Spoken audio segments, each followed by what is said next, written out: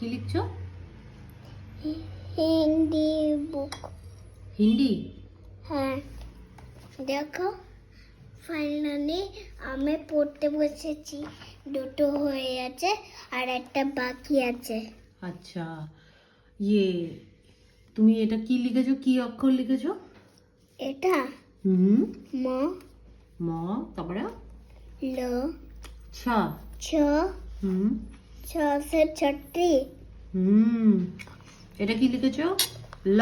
ল, তারপরে এটা কি? মা। কি? কি? মাছলি। মাছলি।